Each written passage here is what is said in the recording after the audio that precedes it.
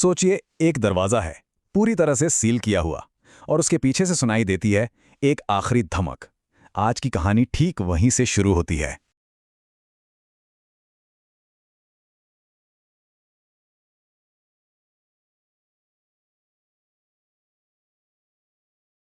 रात के ठीक 3:02 और वो धमक बंद हो जाती है। लेकिन जो खामोशी छाती है ना, वो सुकून वाली नहीं है। वो एक ऐसी खामोशी है जिसमें लगता है जैसे कोई इंतजार कर रहा है। कहानी का जो हीरो है अरहान, वो पीप होल से बाहर झांकता है। कॉरिडोर एकदम खाली, सिवाय उस टेप लगे दरवाजे के नीचे से आती एक पीली रोशनी के। अब ये जो सन्नाटा है और वो अजीब सी पीली रोशनी मिलकर एक बहुत ही डरावना माहौल बना रहे हैं। सवाल तो यही है, आखिर उस दरवाजे के उस पार है क्या? तो अगली सुबह होती है और अरहान सीधा पहुंचता है अपने मकान मालिक के पास। उसे लगा था कि जवाब मिलेंगे, लेकिन जवाबों की जगह उसे मिलती हैं अजीब सी चेतावनियां और कुछ साफ साफ बोले गए झूठ। अरहान जब उस हिलती हुई टेप के बारे में बताता है तो मकान मालिक क्या कहता है? अरे हवा होगी, यहां हवा थोड़ी अजीब है।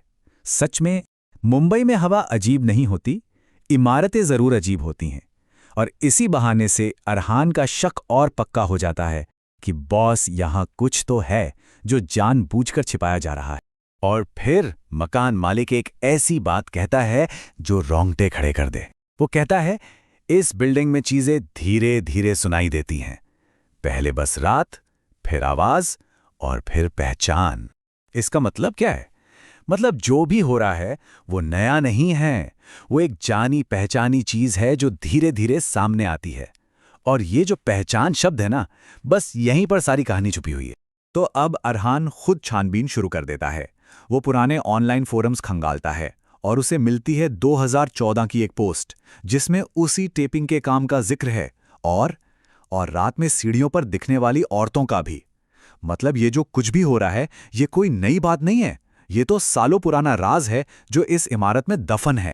और उसी फोरम पर उसे एक कमेंट मिलता है, सिर्फ एक लाइन का कमेंट जो सब कुछ बदल देता है। वो लिखता है, ये टेपिंग मरम्मत के लिए नहीं है, ये रोकथाम के लिए है। रोकथाम किस चीज की?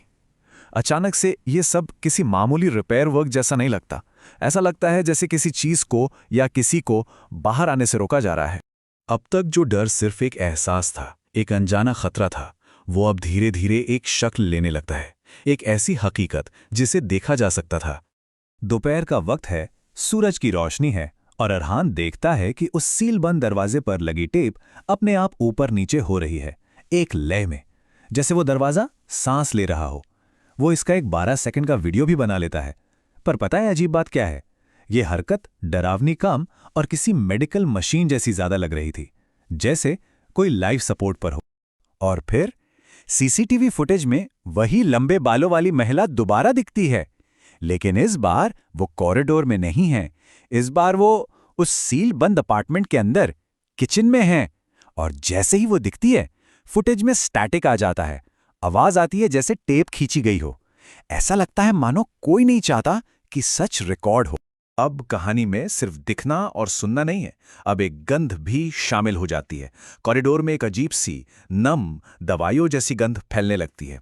और ये गंध सबसे तेज उसी सीलबंद दरवाजे के पास है, जहां टेप के नीचे एक गीला सा धब्बा भी बन गया है। ये गंध सड़न की है, जैसे दरवाजे के पीछे कुछ मर रहा है या मर चुका है। फिर रात के 2:49 पर अरहान का ऑडियो रिकॉर्डर एक बहुत ही धीमी फुसफुसाहट रिकॉर्ड करता है। आवाज कहती है, पूरा करो, आखिरी हिस्सा, कट मत करना। अब ये कोई आम बातचीत नहीं है, ये एक वीडियो एडिटर की भाषा है। एक ऐसी भाषा जिसे अरहान, जो खुद एक एडिटर है, बहुत अच्छी तरह समझता है। तो अब अरहान के पास सारे सुराग हैं। एक एडिटर होने के नाते वो अपने प्रोफेशनल लॉजिक का इस्तेमाल करता है। वो इन सभी टुकड़ों को एक साथ जोड़ता है और एक ऐसी थ्योरी बनाता है जो बेहद भयानक है। अरहान की इस थ्योरी का नाम है अधूरी टेप का सिद्धांत।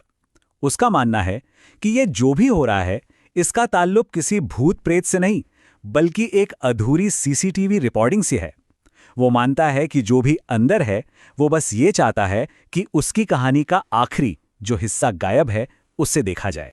अपनी थ्योरी को परखने के लिए वो पुरानी फुटेज को फिर से देखता है और वो पाता है कि फुटेज ठीक 2:49 पर फ्रीज होती है। फिर स्क्रीन काली हो जाती है, फिर स्टैटिक आता है और फिर खत्म। ये कोई टेक्निकल गड़बड़ नहीं है, ये एक जानबूझकर किया गया कट है, एक एडिट। अब सवाल ये उठता है कि ये फुटेज किसने काटी, और उससे भी बड़ा सवाल, क्यों काटी? ऐसा क्या था उस फुटेज में जिसे कोई छिपाना चाहता है? और फिर कहानी का सबसे बड़ा ट्विस्ट आता है। बिल्डिंग का पुराना चौकीदार बताता है कि उस अपार्टमेंट में पहले जो किराएदार रहती थी वो भी एक महिला एडिटर थी, और वो उसी सीलबंद कमरे से गायब हो गई। चौकीदार कहता है किसी ने दरवाजा नहीं खोला, वो बाहर नहीं गई, कोई अंदर नहीं आया, और फिर भी वो गायब हो गई। ये सुनने में नामुमकिन लगता है ना? और अब हम पहुंचते हैं कहानी के क्लाइमैक्स पर। वो पल जब अरहान और उस दरवाजे के पीछे की मौजूदगी के बीच की हर दीवार टूट जाती है। एक अजीब सा संवाद शुरू होता है। दरवाजे के पीछे से फुसफुसाहट आती है, खोलो, और जवाब में दरवाजा खटखटाता है, ठक। फिर आवाज आती है, पूरा करो, और दरवाजा 2 बार खटखटाता है, ठक ठक। इसी पल अरहान को समझ आ जाता है, वो यहां सिर्फ एक किराएदार नहीं है, वो एडिटर है जिसे इस अधूरी कहानी को पूरा करना है। रात के ठीक 2:49 पर दरवाजे पे लगी सील पहली बार फटती है, लेकिन बाहर से नहीं, अंदर से।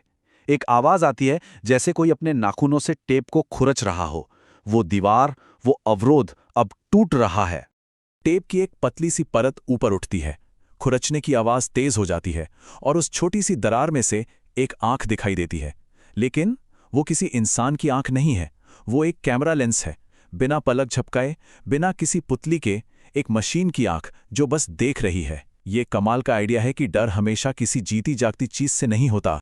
अब कोई भी इंसान होता तो शायद डरकर पीछे हट जाता, लेकिन अरहान, वो और करीब झुकता है, और जैसे ही वो करीब जाता है, अपार्टमेंट के अंदर से एक आखिरी और सबसे डरावना आदेश गूंजता है, रीप्ले।